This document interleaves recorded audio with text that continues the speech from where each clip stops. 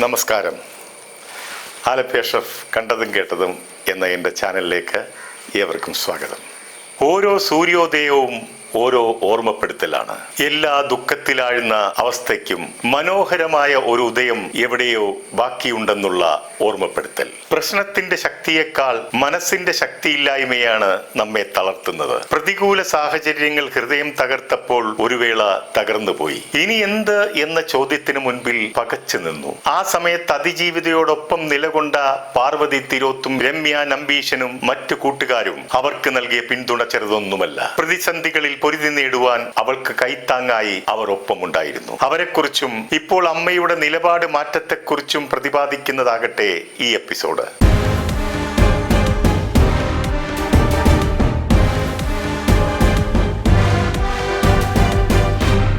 ശക്തമായ കഥാപാത്രങ്ങൾ കൊണ്ടും നിലപാടുകൾ കൊണ്ടും ശ്രദ്ധയായ പാർവതി തിരോത്ത് ഇന്നിപ്പോൾ വാർത്തകളിൽ നിറയുകയാണ്.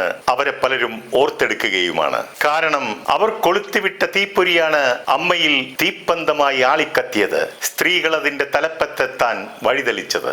അതിനവർ പകരം കൊടുക്കേണ്ടി വന്നത് എന്താണെന്ന് ഇൻഡസ്ട്രിയിലുള്ളവർക്കും പുറത്തുള്ളവർക്കും നന്നായി അറിയാവുന്നതാണ്. കൈനിറയെ അവസരങ്ങൾ ഉണ്ടായിരുന്നിടത്ത് നിന്നും സിനിമകൾ കുറഞ്ഞ അവസ്ഥയിലേക്ക് അവർ എത്തപ്പെട്ടു. അവരെടുത്ത നിലപാടിന്റെ പ്രതിഫലനമാണ് ശ്വേതാ മേനോന്റെ സ്ഥാനാരോഹണമെന്ന് നമ്മൾ മറന്നുകൂടാ. നീതിയോടൊപ്പം നിൽക്കാൻ, സത്യത്തിന് വേണ്ടി നിലകൊള്ളാൻ, ധർമ്മം പുലരാൻ അസാമാന്യ ധീരത കാണിച്ച നടിയാണവർ. അത്യുന്നതങ്ങളിൽ കത്തിജ്വലിച്ചു നിൽക്കുമ്പോൾ തന്റെ നിലനിൽപ്പിന് വെല്ലുവിളിയാണെന്ന് അറിഞ്ഞിട്ടും ഇപ്രകാരം നിലകൊള്ളുവാൻ പാർവതി തിരുവോത്തിനല്ലാതെ മറ്റാർക്കാണ് സാധിക്കുക? 2015-ലും 2017-ലും മികച്ച നടിക്കുള്ള കേരള സംസ്ഥാന ചലച്ചിത്ര പുരസ്കാരം നേടിയ നടിയാണവർ എന്ന് ഓർക്കണം. കേരളത്തെ പിടിച്ചു കുലുക്കിയ നടി ആക്രമിക്കപ്പെട്ട സംഭവത്തിൽ അതിജീവിതയ്ക്ക് അമ്മയിൽ നിന്നും മാനസിക പിന്തുണയോ സംരക്ഷണമോ ലഭിക്കില്ല എന്ന് ബോധ്യപ്പെട്ടപ്പോഴാണല്ലോ അവർ അവിടെ നിന്നും പടിയിറങ്ങിയത്. അവൾക്കൊപ്പം നിന്ന് പൊരുതേണ്ടവർ വേട്ടക്കാരനോടൊപ്പം ചേർന്നപ്പോൾ നീതിബോധമുള്ള കുറച്ച് വനിതകൾ അവിടെ നിന്നും പടിയിറങ്ങി. എന്നാൽ സിസ്റ്റത്തിൽ മാറ്റം വരുത്താൻ അവിടെ നിന്നുകൊണ്ട് തന്നെ പൊരുതാൻ തീരുമാനിച്ച ആളായിരുന്നു പാർവതി തിരുവോത്ത്. എന്നാൽ അവരുടെ ശബ്ദം അടിച്ചമർത്തപ്പെടും എന്നല്ലാതെ പ്രത്യേകിച്ച് മാറ്റമൊന്നും സംഭവിക്കില്ല എന്ന് മനസ്സിലാക്കിയത് കൊണ്ടാണ് അവരും അവിടുന്ന് പടിയിറങ്ങേണ്ടി വന്നത്. പിന്നീട് അവരുടെ പോരാട്ടം അമ്മ സംഘടനയുടെ പുറത്തു നിന്നുകൊണ്ടായിരുന്നു. അങ്ങനെ പടിയിറങ്ങിയവരിൽ നിന്നും ഉത്ഭവിച്ച സ്ത്രീ ശക്തിയാണ് WCC.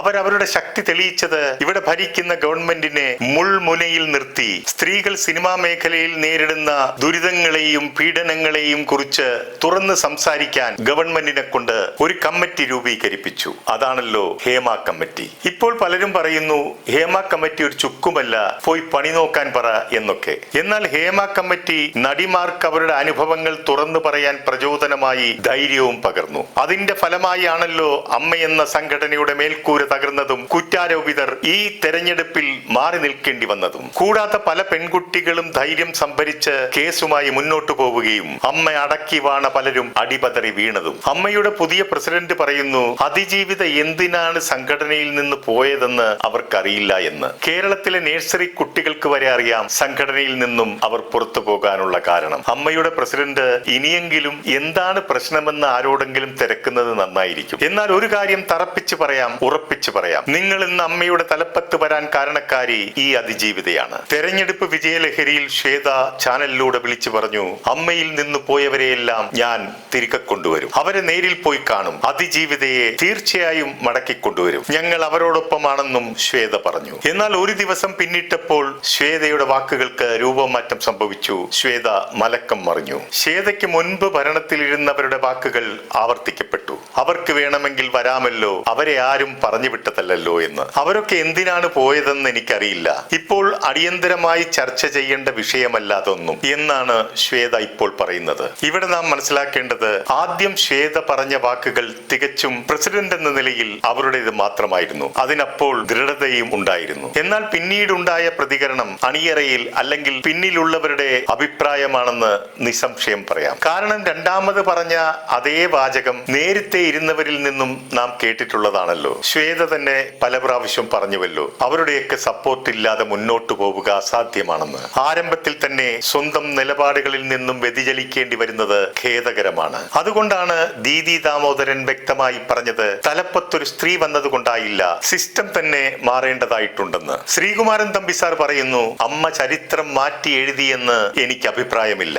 രാജിവെച്ച മോഹൻലാൽ അടക്കമുള്ളവരുടെ അനുഗ്രഹാശിസുകളോടെ വന്നവരാണ് ഈ നടിമാരെന്ന പരമാർത്ഥം ആരും മറന്നു പോകണ്ട. കൂടാതെ അദ്ദേഹം പറയുന്നു, കുപ്പി പുതിയതും വീഞ്ഞ് പഴയതുമെന്ന്. സ്വാഭിമാനത്തിന്റെ പേരിൽ സംഘടന വിട്ടുപോയവരെ തിരിച്ചു കൊണ്ടുവരികയും അവർ ഉയർത്തിപ്പിടിച്ച ചോദ്യങ്ങൾക്ക് ഉത്തരം കണ്ടെത്തുകയും വേണമെന്ന് അദ്ദേഹം ഓർമ്മിപ്പിക്കുന്നു. അതിജീവിതയോടൊപ്പം അന്നും ഇന്നും ഉറച്ചു നിന്ന് പോരാടുന്ന വനിതാ അഭിഭാഷകയാണ് അഡ്വക്കേറ്റ് ടി.ബി. മിനി. അമ്മയിലെ നടിമാർക്ക് അവരിൽ നിന്നും പലതും പഠിക്കാനുണ്ട്. ഭീഷണികൾക്കോ പ്രലോഭനങ്ങൾക്കോ സൈബർ ബുള്ളിങ്ങിനോ അവരുടെ പോരാട്ട വീര്യത്തെ തകർക്കാനായില്ല.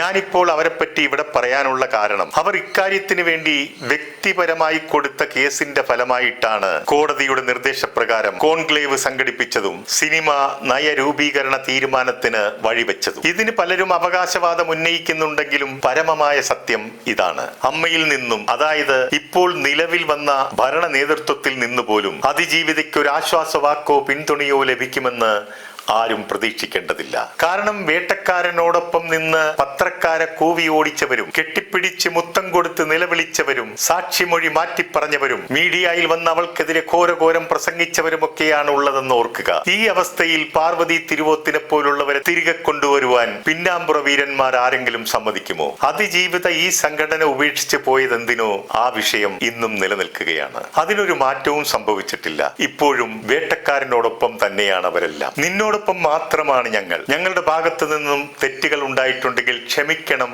എന്ന് പറഞ്ഞ് അവളെ ചേർത്ത് നിർത്താൻ ആരും തയ്യാറാവില്ല. ഈ സാഹചര്യത്തിൽ അവൾ മടങ്ങി വരുമോ? ഇന്നും അവൾ നീതിക്ക് വേണ്ടി ഒറ്റയ്ക്ക് നിന്ന് പോരാടുകയാണ്. അവൾ ഒരിക്കൽ എഴുതുകയുണ്ടായി, ഇതൊരു എളുപ്പമുള്ള യാത്രയായിരുന്നില്ല, ഇരയിൽ നിന്നും അതിജീവിച്ചവളാകാനുള്ള യാത്ര. കഴിഞ്ഞ 5 വർഷമായി എനിക്ക് നേരെ ഉണ്ടായ ആക്രമണത്തിന്റെ ഭാരത്താൽ എന്റെ പേരും വ്യക്തിത്വവും അടിച്ചമർത്തപ്പെട്ടിരിക്കുന്നു. കുറ്റകൃത്യം ചെയ്തത് ഞാനല്ലെങ്കിലും എന്നെ അപമാനിക്കാനും നിശബ്ദയാക്കുവാനും ഒറ്റപ്പെടുത്തുവാനും നിരവധി ശ്രമങ്ങൾ നടന്നിട്ടുണ്ട്. അവളുടെ ഈ വാക്കുകളെല്ലാം മനസാക്ഷി മരവിക്കാത്ത മനുഷ്യരുടെ ഹൃദയത്തിൽ ആഴത്തിൽ പതിഞ്ഞ വാക്കുകളാണ്. ഇതിലൊക്കെ അപ്പുറം അവളെ ആകെ തകർത്ത് കളഞ്ഞത് താൻ കൂടി ഉൾപ്പെട്ട സംഘടനയിൽ നിന്നും തനിക്ക് നേരിടേണ്ടി വന്ന ഒറ്റപ്പെടുത്തലും കുറ്റപ്പെടുത്തലുകളുമാണ്. ഒരുപക്ഷെ ആ വേളയിൽ അവൾ ആഗ്രഹിച്ചിട്ടുണ്ടാകാം, അവളെ ഒന്ന് ചേർത്ത് പിടിച്ചിരുന്നുവെങ്കിൽ എന്ന്. അവളെ ആക്ഷേപിക്കാൻ, അവളെ ഒറ്റപ്പെടുത്താൻ കൂട്ടുനിന്നവർ ഒന്ന് ഓർത്തുകൊള്ളുക.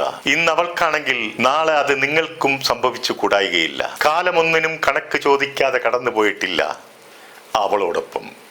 എന്നും അവളോടൊപ്പം മാത്രം. ചേർത്ത് പിടിക്കാത്തതൊന്നും ഹൃദയത്തെ സ്പർശിക്കാറില്ല.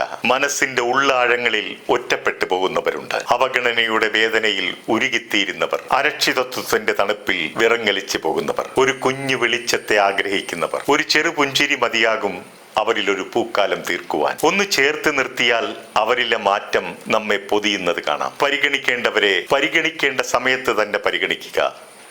നിർത്തുന്നു. നന്ദി, നമസ്കാരം.